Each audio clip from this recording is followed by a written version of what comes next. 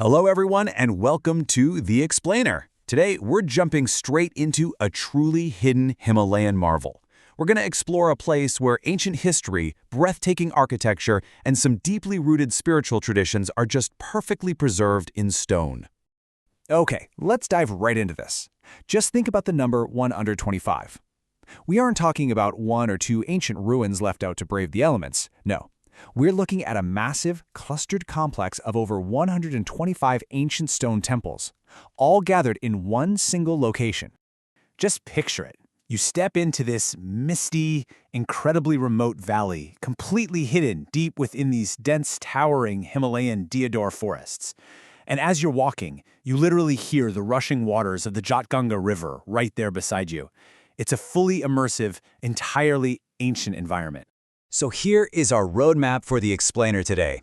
First, the Valley of Gods. Then, myths of the Jyotirlinga. Third, a masterclass in architecture. Fourth, legends and royal patrons. And finally, the UNESCO question. Section 1, the Valley of Gods. Now, you might be wondering, how exactly do you get to a 2,500-year-old hidden sanctuary? Well, it's actually remarkably accessible while still feeling totally removed from the modern world. It's located in the Almora district of Uttarakhand, just a 35-kilometer drive from Almora town and roughly 400 kilometers from Delhi.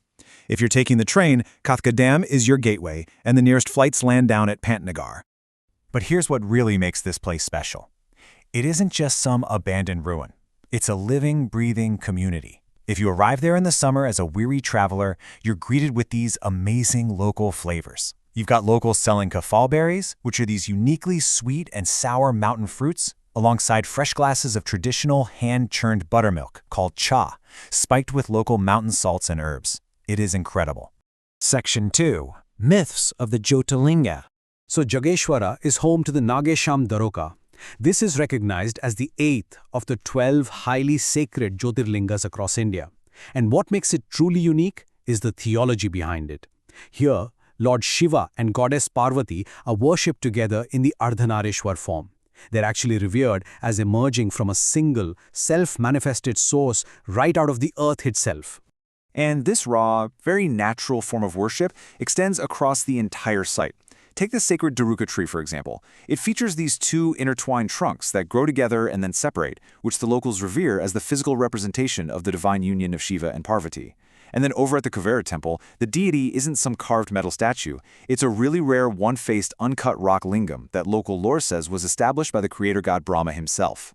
Section 3. A masterclass in architecture.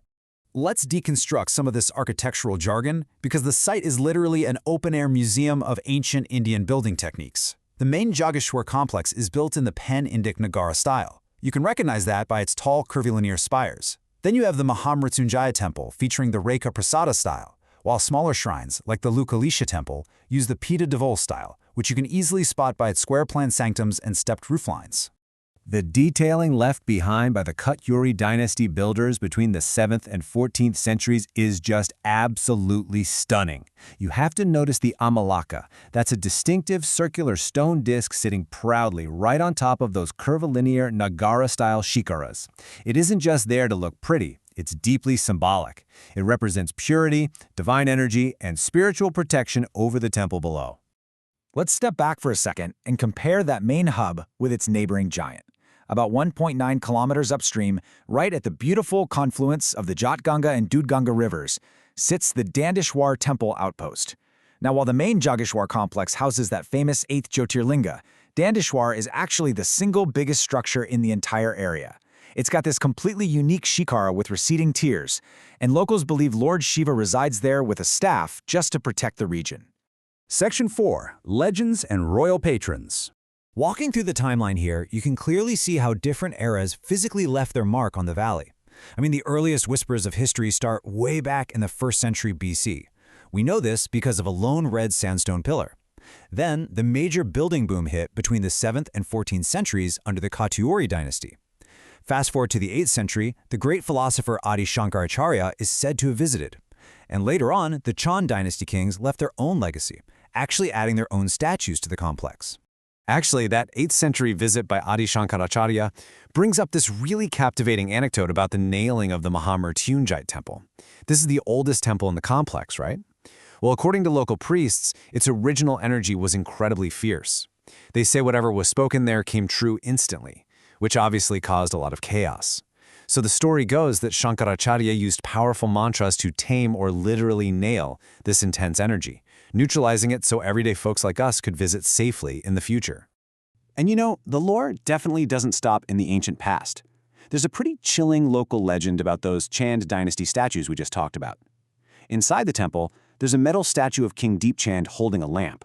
Local lore claims that this lamp used to be held right up near the king's face, but over the centuries, it's slowly been moving down his body. And the prophecy?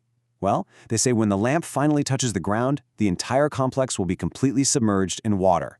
Talk about injecting some mystery into the site. Section 5. The UNESCO question. Today, making sure these ancient stones survive is a massive operation. The Archaeological Survey of India is super active here. They're restoring temples and managing a nearby museum to curate exquisite local stone sculptures and historical artifacts, like the stunning bronze statue of Ponaraja. On top of that, modern Swachh Bharat cleanliness campaigns are fully in place to make sure the heavy foot traffic from today's pilgrims doesn't degrade this pristine valley. Which brings us to a really fascinating piece of official documentation. Back in 2015, a question was actually raised in the Indian Parliament. They asked if any efforts were being made to get these centuries-old Jageshwar temples on the UNESCO World Heritage List. Well, a proposal was indeed submitted. However, the Advisory Committee on World Heritage Matters didn't even discuss it. Why? Because the outstanding universal value, or OUV, of the property was, quote, not well defined. And that leaves us with a final, somewhat provocative thought for you to take away from this explainer. If a 2,500-year-old hidden complex of 125 intricately carved stone temples, a place holding massive spiritual significance, stunning natural integration, and pure architectural mastery across centuries, doesn't have outstanding universal value, well, what exactly does? Thank you so much for exploring with us today. Keep learning, keep exploring, and keep questioning the incredible history all around you.